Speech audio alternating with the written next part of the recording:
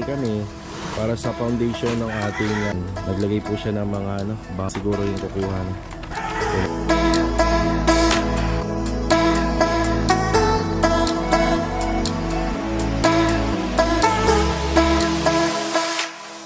So compare dun sa unang nakalagay rito na ito na lang po yung kulang nito din. Okay, good morning po. Yan, bali araw po ng linggo ngayon. Yan, kasama natin si Adonis. Good morning. Good morning. Saka si Bilo. Good morning, Log. Good morning. Yan, may pasok po sila ngayong araw po ng linggo. Kalimutan ko na gumamit ng manual automatic na kasi ginagamit. Ayan, bali meron po tayong mga ikakabit ngayon, window grills, at saka magpapabricate po sila ng gate dito sa phase 3. Kaya ito, samahan nyo po muli kami ngayong araw po ng linggo. Ganda naman yung weather pero may bagyo daw.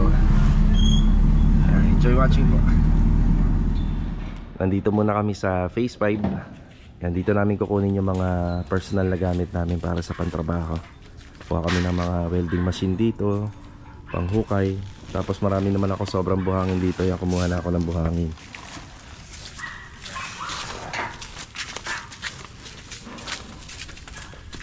Yan o. Dito malinis na, nakasegregate.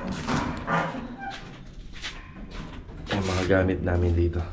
Bali, ito nga pala mga scaffolding na to. Baka mapaano natin to, mapadala natin sa kanya na.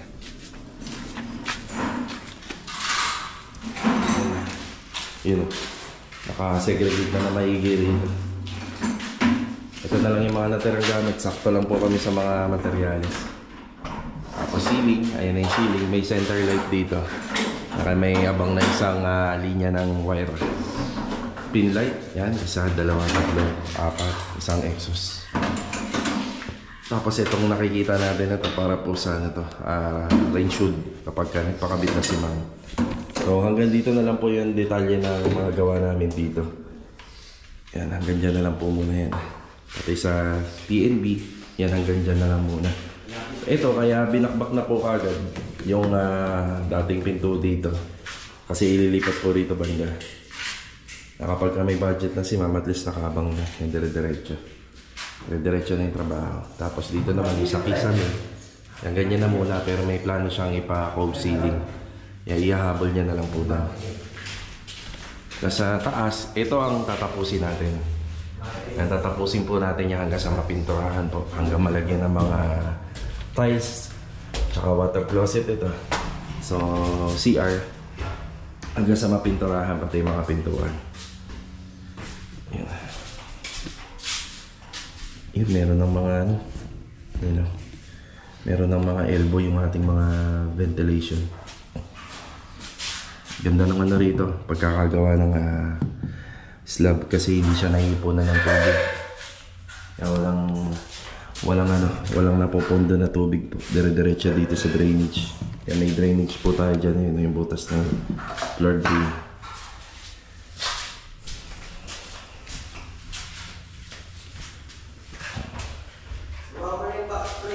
Yeah. CR. Tapos ito isa palagi na si Ma'am ng sliding po dyan.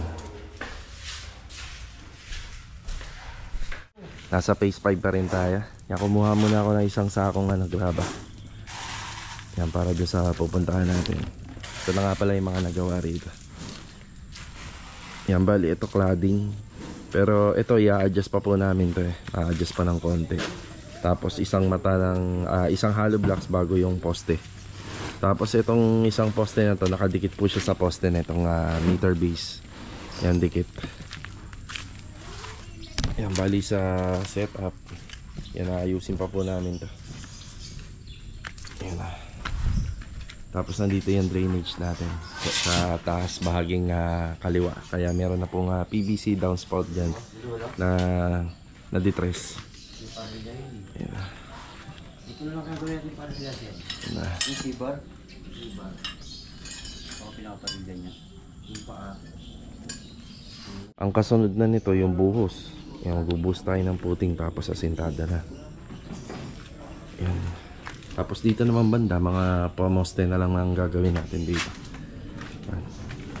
Yan, nakapaglagay na nga pala sila ng ano, ng lupa, nakapagbalik na. Kulang pa siguro to. Ang kulang pa nga dito. Yan, baka pati ito mailagay dun.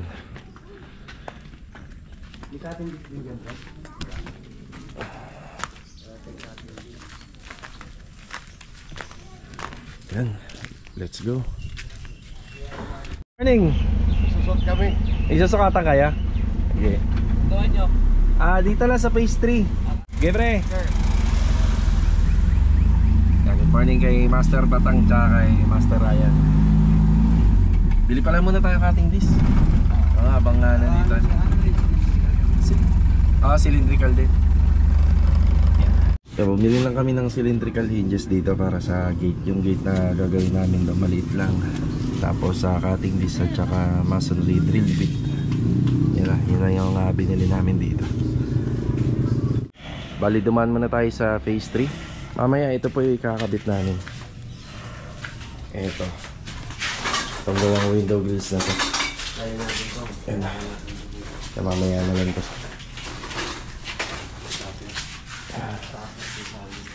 Tapos nakadalawang hakot panambak na nga pala ng mini dam dito. Yan. Yung una nakita natin ang tambak ng mga pinagtibagan na tiles, tapos tambak na lupa. So ito, papahakot din natin to para may stock file tayo rito, maluwag-luwag. Yun dito, pwede rin natin gamitin to. Pero mas maigi dito lang sana sa tapat ng bahay. Okay, start na tayo. Yan, mag-umpisa na sila Bilog at saka si Adonis doon. Good morning. Morning kayo din daw. Mga baboy. Akala ko may pasok ka eh. Ha? Paano sana kami gagawin? Doon sa bahay. Ha? Yung sa bahay, pinapipinturahan ko yung bubong namin doon. Baka tinan mo yung panahon, no? Sa bagay. Hindi na ako tumuloy kanina dahil yung ano eh. Wag ulan. Sige, una na muna kami. Pag uwi ko yung makagawa rito. Dito na po tayo. Ayan, ang kulang na lang po rito is yung gagawin namin na bakod dito. Bali yung bakod na gagawin namin is pansamantala lang naman, pero medyo matibay na. Gagamitan natin ng mga tubular, steel matting and angle bar. Tapos maghuhukay kami para sa foundation ng ating vertical, yung ating hulog, yung hukayan natin. Tapos kukuha na lang po kami ng foundation dito sa meter base. Ayan, isang buhos kasi na concrete buhos kasi itong private pole eh. Ang kukuha na tayo dyan. Nandito na yung materialis natin, tubular, tapos angle bar, tsaka steel matting.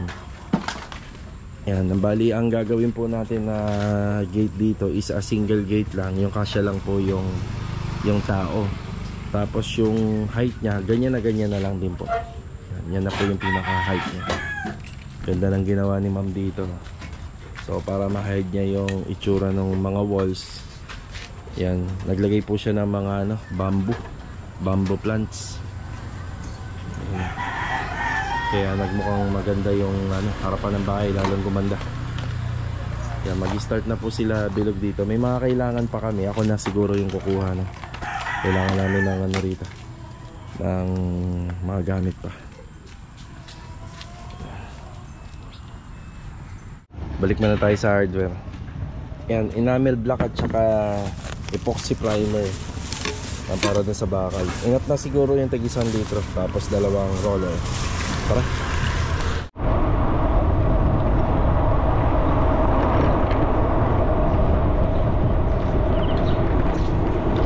Bahay ni Sir Jonathan Biado. Yan, shoutout sir. Opya. Dito na ulit tayo. Doon, paabot nga ako doon. Ang tawag dito? Welding rod. Tsaka to. Sige.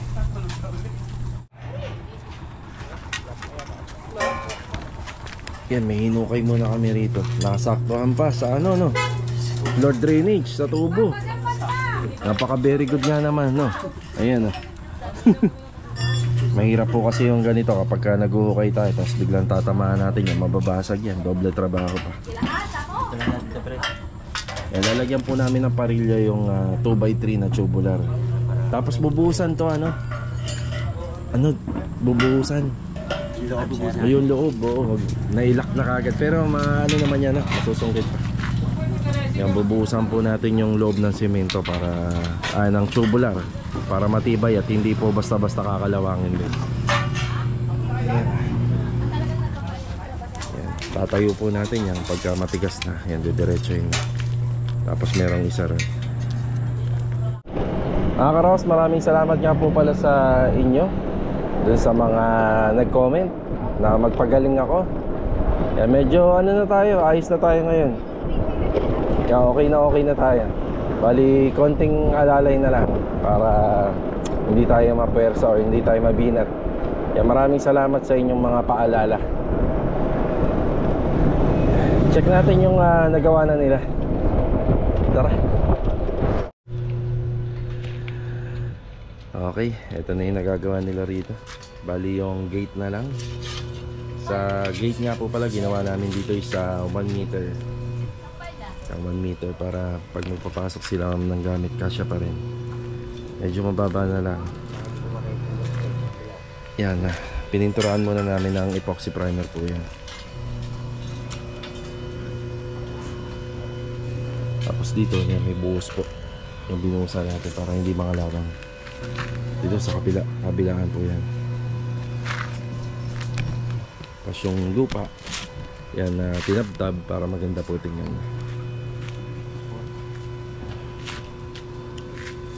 Yan, matapos lang nila to, pipinturahan na rin to ng epoxy primer. Tapos QDE block. Yan, finish na.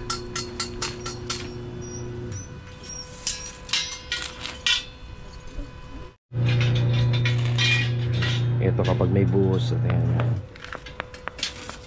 matigas.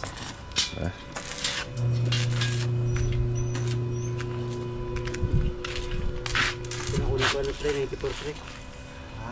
Sumakto.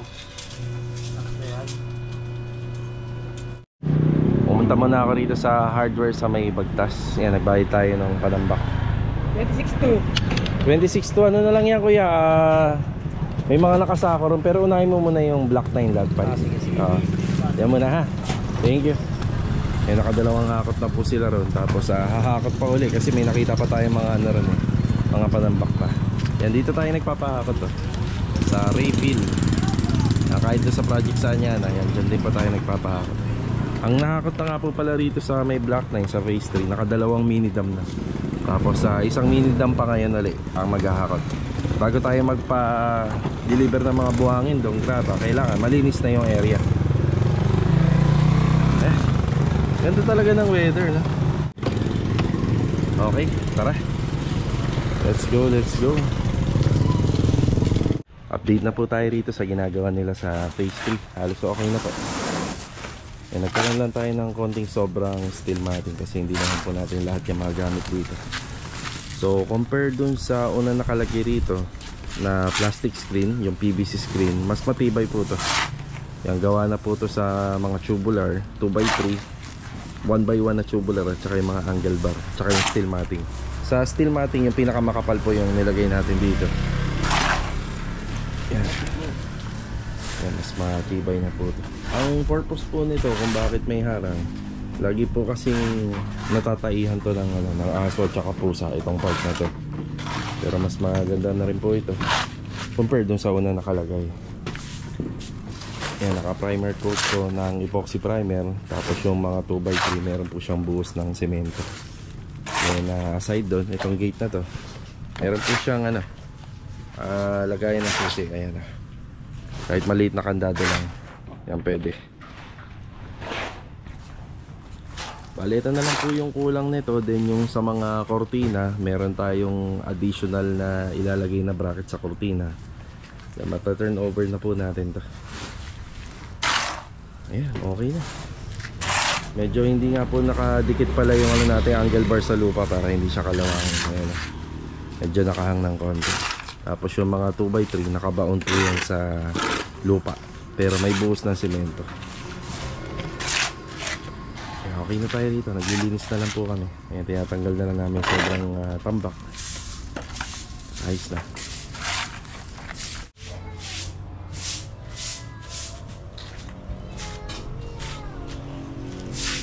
Okay, tara. Dito naman kami sa may second project namin. Bali may additional na window grills dito. Ito kinabit na po namin. Pero balita ko kay sir, meron pang mga ilang accessories na gustong ipakabit kay si ma'am po dito sa amin. So ikakabit na lang po namin yung kapag makaluwag-luwag din. Pwede na po natin bigyan to ng, ng final shoot. Ito yung window grills na pinagawa ng client. Okay na to. Ayan o. Tapos sa kabila, ayan, okay na rin po ito. Alright. Ayos na po tayo dito. Hanggang dito na lang po muna ulit yung ating vlog. Tara. Bale, ito mga karos, hanggang dito na lang po muna yung ating vlog ngayong araw po ng linggo. Ayan, maraming salamat po muli sa inyong pagbisita at walang sawang suporta dito po sa aming channel. Pakabol na shoutout na nga rin po pala kay Ma'am Lovely and Sir George Pangan from Kuwait. Ayan, God bless po sa inyo dyan. So, kita-kita na lang po ulit tayo mga karos for the next video. Ito, paalam po muna.